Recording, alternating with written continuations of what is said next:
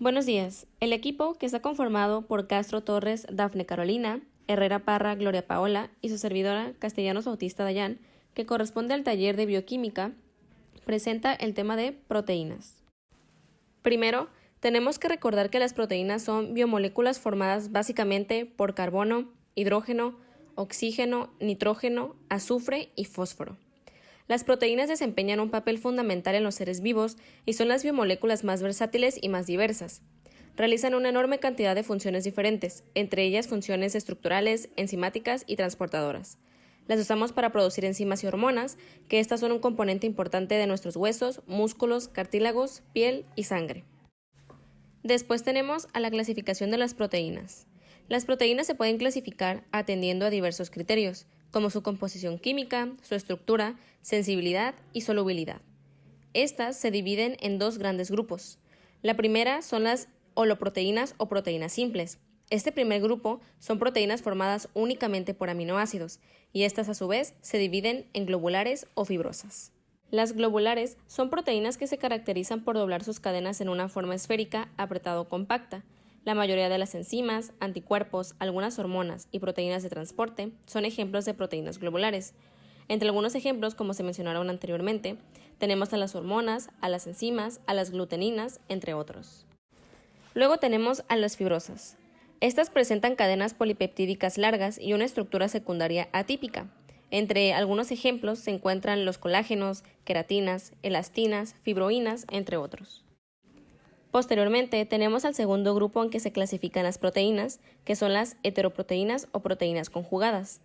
Estas están formadas por una fracción proteínica y por un grupo no proteínico, que se denomina grupo prostético. Dependiendo de este grupo prostético, existen varios tipos. El primero son las glucoproteínas.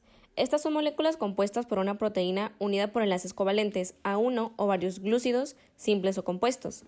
Entre algunos ejemplos tenemos a las mucoproteínas, anticuerpos y la hormona luteinizante. Después tenemos a las lipoproteínas.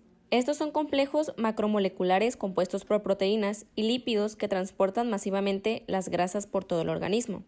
Su función principal es el transporte de triglicéridos, colesterol y otros lípidos entre los tejidos a través de la sangre. Estas se clasifican según su densidad, por lo que pueden ser lipoproteínas de alta densidad, lipoproteínas de baja densidad y lipoproteínas de muy baja densidad. Luego tenemos a las nucleoproteínas. Estas son proteínas estructuralmente asociadas con un ácido nucleico, que puede ser el ARN o el ADN. Entre algunos ejemplos tenemos a los ribosomas y a los nucleosomas. Y por último tenemos a las cromoproteínas.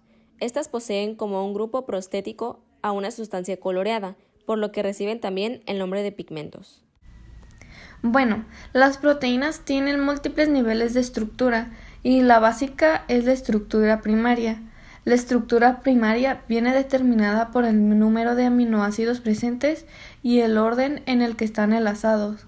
Algo que podemos mencionar de esta estructura es que son prácticamente ilimitados, ya que existen 20 aminoácidos diferentes. Conocer la estructura primaria de una proteína es importante para el estudio de enfermedades genéticas. La estructura secundaria de las proteínas es el plegamiento que la cadena polipeptídica adopta gracias a la formación de puentes de hidrógeno entre los átomos que forman el enlace peptídico.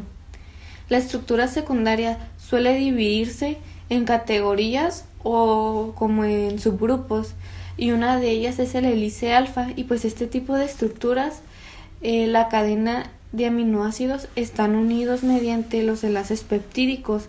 Esto quiere decir que los vamos a poder encontrar enrollados, así como lo podemos observar en la imagen. También vamos a encontrar las hojas beta, y pues la hoja beta es el esqueleto polipeptídico que se encuentra extendido formando así una lámina beta, y pues la lámina beta es básicamente plana. Además vamos a poder encontrar los giros beta, y estas son secuencias de la cadena polipeptídica con estructura alfa o beta. Se caracterizan por ser secuencias sumamente cortas y además de imponer un giro de 180 grados a la cadena principal de un polipeptídico. Y también encontraremos los hélices de colágeno, y esta es una variedad particular de una estructura secundaria característica del colágeno. en el cual se observa una estructura helicoidal. Esto quiere decir que va a tener forma de hélice. Las interacciones del grupo R que contribuyen a la estructura terciaria incluyen puentes de hidrógeno, enlaces iónicos, interacciones dipolo-dipolo y fuerzas de dispersión de London. Básicamente, conforman toda la gama de enlaces no covalentes. Las interacciones hidrofóbicas también son importantes para la estructura terciaria, ya que los aminoácidos con grupo R no polares hidrofóbicos se agrupan junto en el interior de la proteína, dejando a los aminoácidos hidrofílicos en el exterior para interactuar con las moléculas de agua circundantes. Finalmente, existe un tipo especial de enlace covalente que puede contribuir a la estructura terciaria. Estos son los puentes disulfuro. Estos enlaces covalentes formados entre los azufres de las cadenas laterales de las cisteínas son mucho más fuertes que otros tipos de enlaces que contribuyen a la estructura terciaria. Estructura cuaternaria. Muchas proteínas se componen de una cadena polipeptídica única y tienen solo 3 niveles de estructura. Sin embargo, algunas proteínas se componen de varias cadenas polipeptídicas, también conocidas como subunidades. Cuando estas subunidades se unen, generan la estructura cuaternaria de la proteína. En general, los mismos tipos de interacciones que contribuyen a la estructura terciaria, sobre todo interacciones débiles como puentes de hidrógeno y las fuerzas de dispersión de London, también mantienen unidas a las subunidades para generar la estructura cuaternaria. Desnaturalización y plegamiento de la proteína.